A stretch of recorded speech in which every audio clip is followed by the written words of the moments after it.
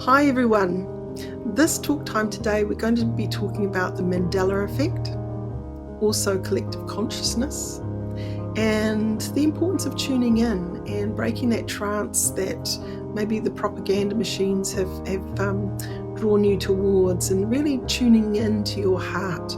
So I hope you enjoy this one. I'm talking to Teresa Saunders, who is a fellow colleague of mine, and I'm Meredith McCarthy. And yeah, this is today's talk time.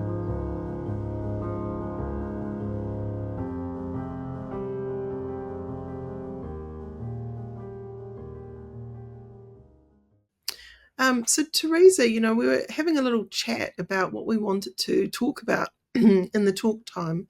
And, there's a lot of pressure going on around the world where there's a lot of uncertainty around jobs and the political environment.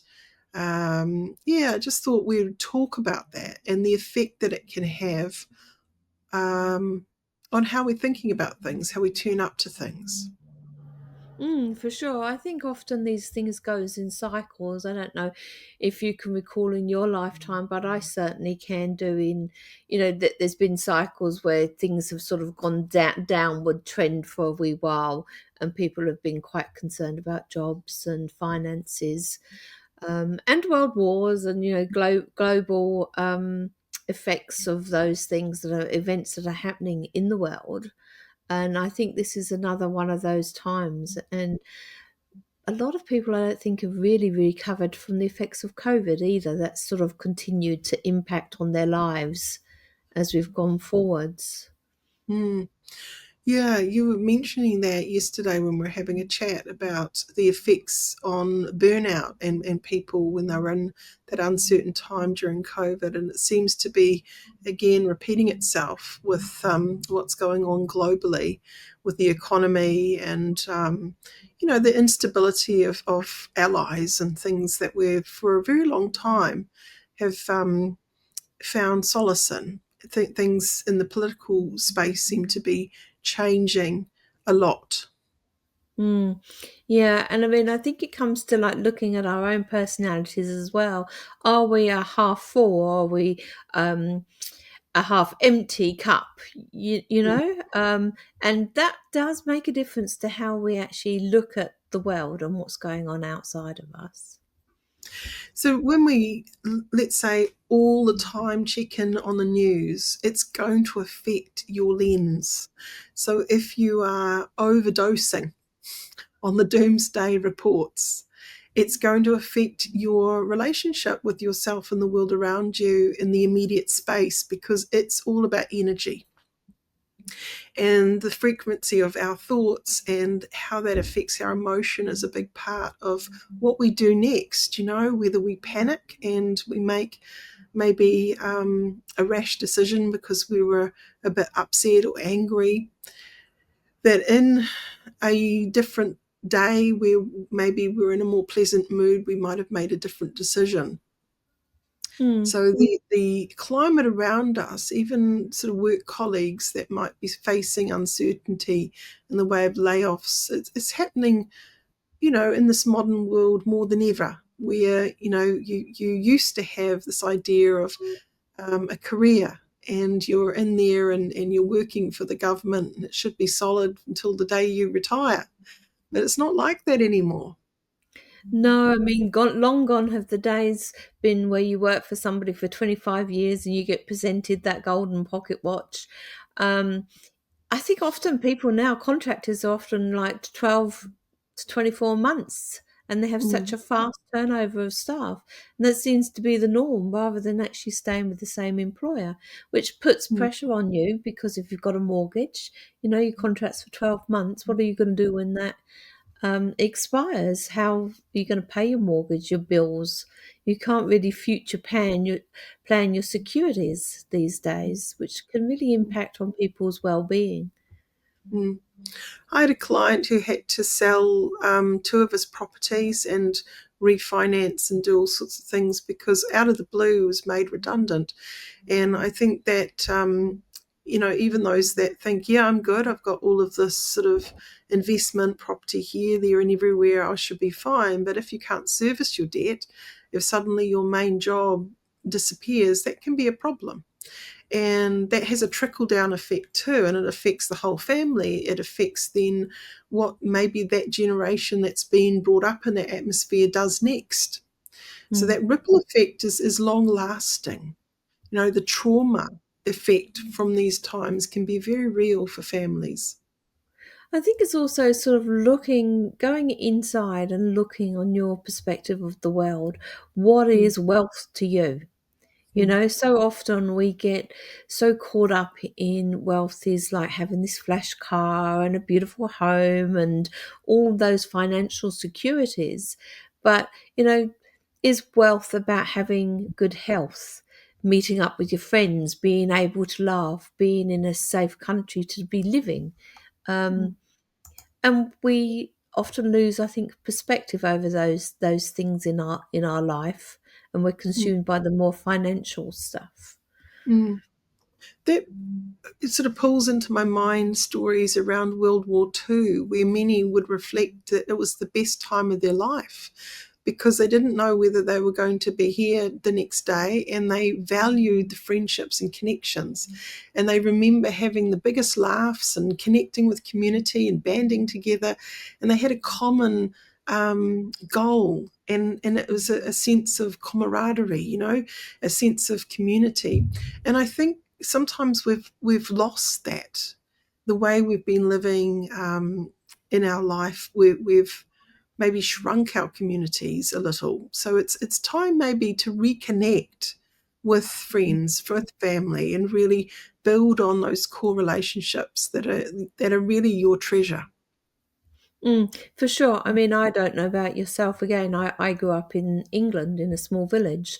So back then, everybody knew everybody. You knew everybody down your street. And if somebody needed help with their fence or a mum wanted care for their children, often a neighbour would have them for a few hours and do baking with them or something like that. Whereas nowadays, how many people even know their next door neighbours? Mm, Or would even dream of giving their children to the next door neighbour to look after or somebody up the street. Times have changed dramatically, and I don't always think necessarily for the better. mm, Um, and I think checking in with ourselves and with hypnotherapy, we can do that. Look at what we actually truly believe and values of things, and maybe change your mindset on what is actually important for your health yeah, and well-being. yeah. There are interrupters in the universe of our history all throughout time. Genghis Khan was one which comes into my mind, where he would go from one place to another and rape and pillage and take over and create carnage. This is the state of the humankind. We go in these times in and out of war, in and out of prosperity, and then something happens to collapse it, to collapse that paradigm. But I do believe we're going through an awakening right now. I think things are starting to get to a pressure point where people have had enough. Good old fashioned values and common sense is rising, you know. So instead of putting our head in the sand, it's really important that you start to really educate yourself on what's really going on here, because Mm. there's a lot of propaganda, a lot of white noise that's making the truth very muddy. Yeah. And so it's important, for people to deal with truths rather than assumptions. We need to all do our homework really well. What is that person actually saying, rather than hopping into a short news feed that's been sensationalized? Even the titles aren't always correct about what happened because they want the clickbait. Yeah, for sure. And knowledge is power, not just being a follower because somebody said, like you say, go and have a research, dig deeper, find out what it actually is. And do you actually believe what they're saying? Is that your belief, or do you think, well, okay, that's going, I haven't got control. And I think this is Mm, something else we need to look at. What things can we actually control in our world? Mm, because so often we focus about all those things that we can't control, that are completely out of our control, and that mm, just makes our life more of a misery sometimes. Yeah. mm. Well, let's look at collective consciousness for a moment. We were having a chat earlier, weren't we, Teresa, about the Mandela Effect. I just want to say, sorry, for 1 minute, it Yeah. sounds like we're always chatting. We do actually work as well, sometimes. We do In talk a lot between, though too. in between, yeah, we have all these ideas and conversations. So you get to kind of, I guess, hear our idea or thought played out a little bit more in the talk time. Mm. So, did you want to sort of explain what you understand about the Mandela effect? So with the Mandela effect, my sort of understanding is something that often somebody believes has happened or thinks has happened. So you have a real event, and then people see a different side to it. And then that gets carried on down through the generations or through different people, and then they really believe that it's actually happened. Mm, One of these things we were discussing was like somebody believed that Nelson Mandela actually passed away in prison in the 80s, whereas we actually know that that isn't actually true. But there are people that do believe that. And mm. another one is like with Forrest, not Forrest Gump, that is another one, but Looney Tunes. So how's it spelt? Looney, Toon, or is it Looney, Tune? And a lot of people will swear that they have seen it Toon. That never existed. It was Looney Tunes because it Mm. actually comes from pictures set to music, hence the word tunes. Yeah. But people really believe it is spelt Toon, and they've actually seen it advertised. And so I was talking about two ideas to you earlier, and one was the Chinese whispers idea, where you get like maybe 20 people and you have a thought and you whisper it into the person's ear and then they pass it on, pass it on. And by the time it gets to the 20th person, it's quite different to what it started with. Mm. So there are a lot of distortions in the world, and it can just take one person to plant a distortion out there. And then the collective consciousness for a group of people will take it on board as if it was true. And so then there's a whole lot of people that would hold that message, that understanding, that belief, and it kind of has that energy about it that rings right, that feels true, it must be. But our brain is very good at distorting, deleting, and generalizing information. So we can't really rely fully on our memory, to be fair, unless you are one of those people that has an eidetic memory, which you absolutely remember every day, what time of day, what happened when, and who said what, and all of those things. So there are those people who really do remember things quite precisely, but most of us do not. Most of us are very much distorting through our lens. Now, if we imagine how good we might have been as a speller growing up, if you didn't know to listen and then read the lyrics of something and see whether it matched what you thought you were hearing versus what was actually being said. There are many, many pieces of music out there that sound like they say one thing, but actually they're saying something else. Mhm. And there will be maybe three subsects of the community that hear it differently.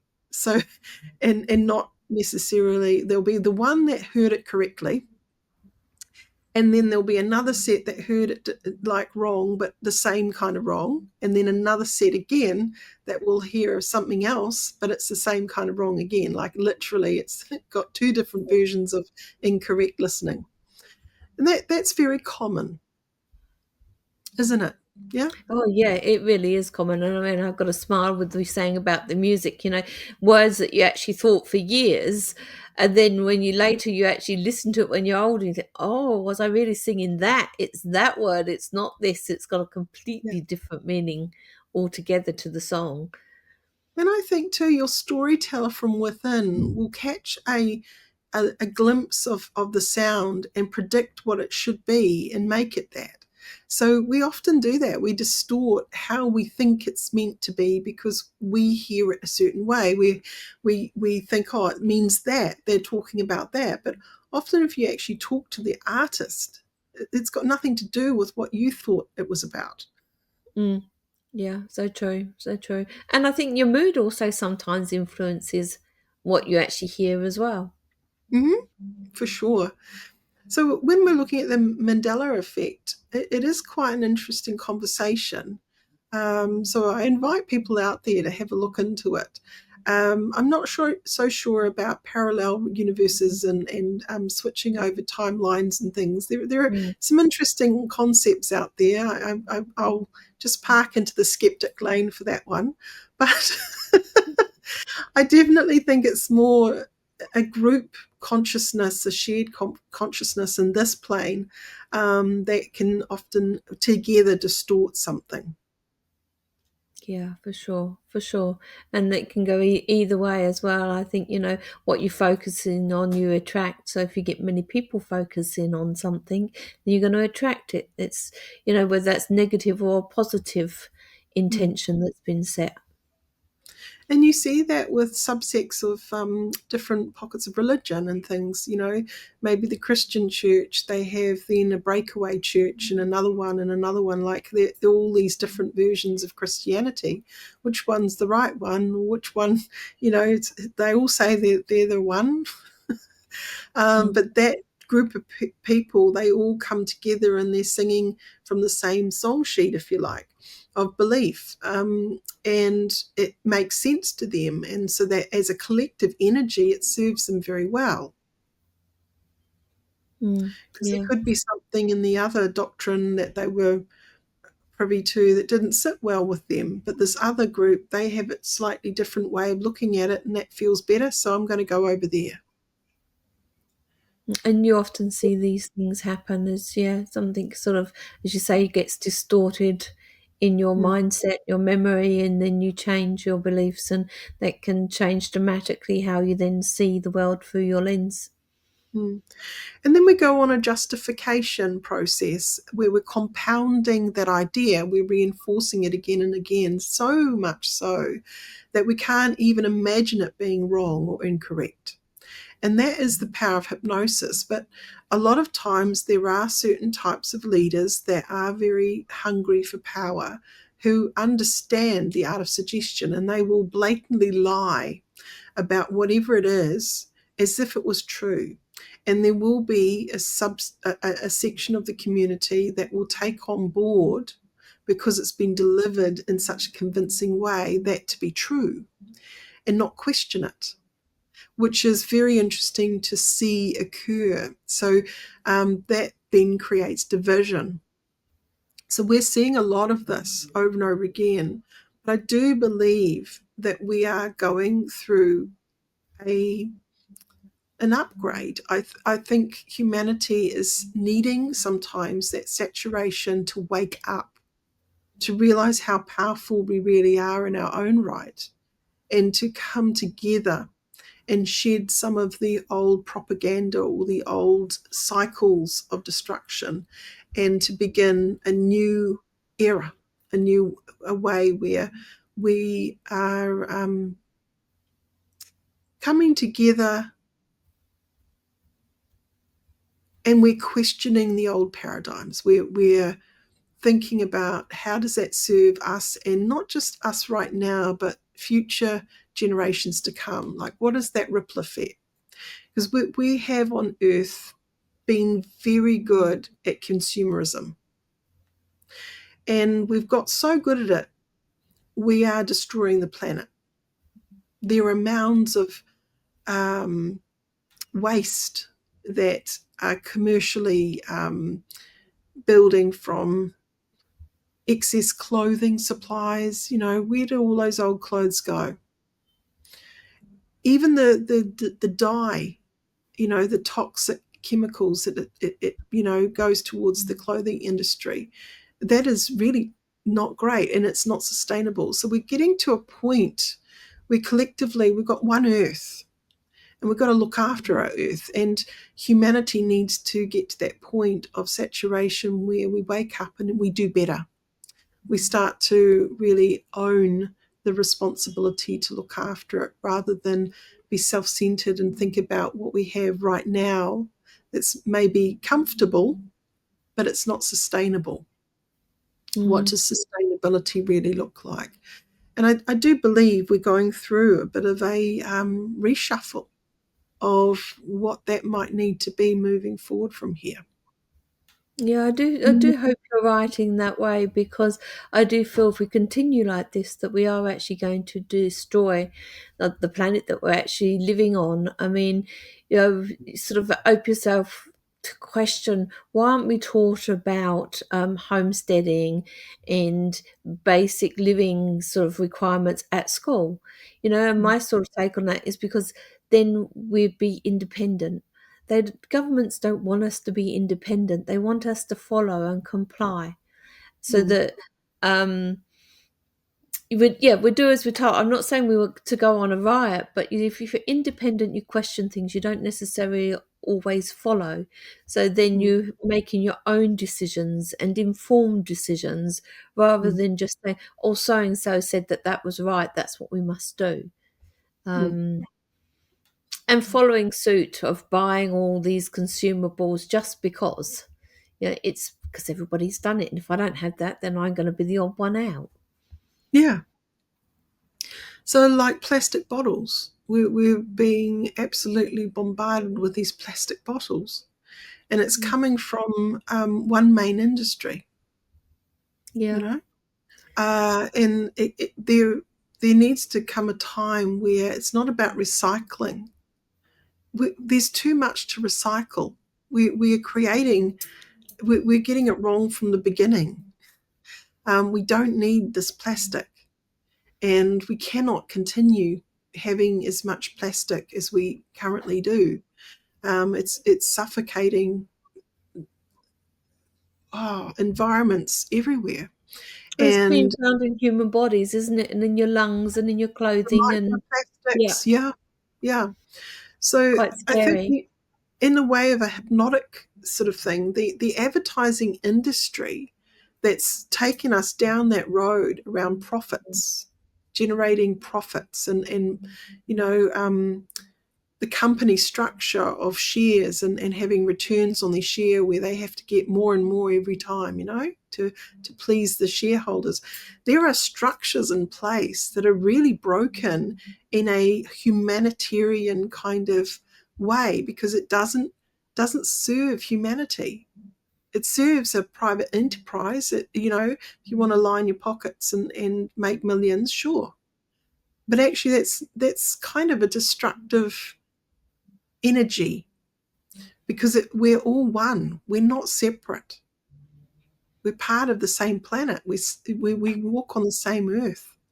And this is a sacred place. So as a hypnotherapist, I kind of see people lost in trance, being hypnotized into consumerism and ways of thinking and being that aren't in line with actually their natural nature and how nature is. Yeah, And so, yeah, sorry, you go. I was going to say, and you would know as actually being a teacher of hypnotherapy that one of the interventions we actually use is NLP, and how that is used by various politicians, prime ministers, salespeople, to actually hypnotize or conform for people to actually be doing thinking that's in their own free will. I mean, maybe you can explain it better to people of how that's actually done. Yeah. Yeah. Well, the strongest emotion wins. So you've got to elicit emotion, okay?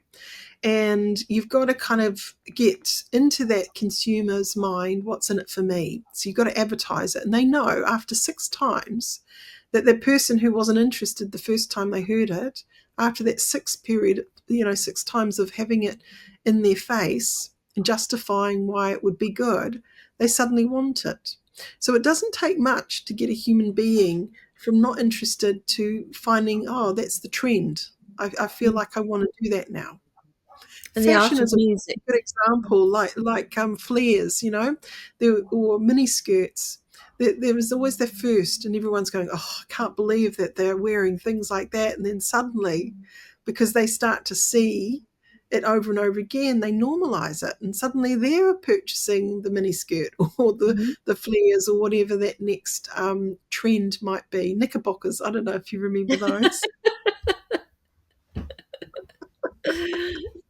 Yeah, You we've know. gone through a few fashion stages in our lifetime now. Yeah. Dare I Yeah. say? At least we survived them. So, the idea of mass hypnosis, when I was a kid, the word propaganda just suddenly made the world make sense. I thought, oh, so there's a lot of people who are manipulating the truth to get what they want, and they don't care if they lie about it. Wow. That was quite an insightful aha moment, because Mhm. that then explained a lot of hypocrisy. I would see people saying something and doing something different. And it just like, what? Yep. What is that? Double Where did the standards. walk your talk go? Yeah. That's right. So I think, humanity needs to break out of the trance of being hoodwinked by all sorts of things and start to do an audit and edit of their truth, checking in, zooming in. How does my heart feel about that? Mm. How does my heart feel about that? And just kind of getting connected back to your heart space, because your heart knows the answer. So, and I mean, I think we often forget now to listen to our heart and to our gut. Mm, We're ruled by our head quite often, those emotions. Whereas if we actually went with our gut feeling or our heart feeling, then probably a lot of our decisions would be quite different. yeah, for sure. Well, if you are out there and you want to know more about hypnotherapy and you want to help humanity wake up and be part of those people on earth who are guides supporting people to be their best selves, then hypnotherapy as a career is an amazing career. Mm. And I love training people. We're just in the middle of doing inductions at the moment, aren't we, Teresa? We are, and that's fun watching the students evolve and learning those language patterns. Yeah. So Instruction. if you're keen to find out more about hypnotherapy and becoming a hypnotherapist, check out the website nzach.ac.nz. We're still taking people in. You can join anytime during the year. It's a rolling intake. And if you do like what we talk about, I know this one's a little bit different to how we normally do it, but we thought it was a really good topic to talk on today because there is so much going on out there, that, yeah, we just wanted to give our voice to it.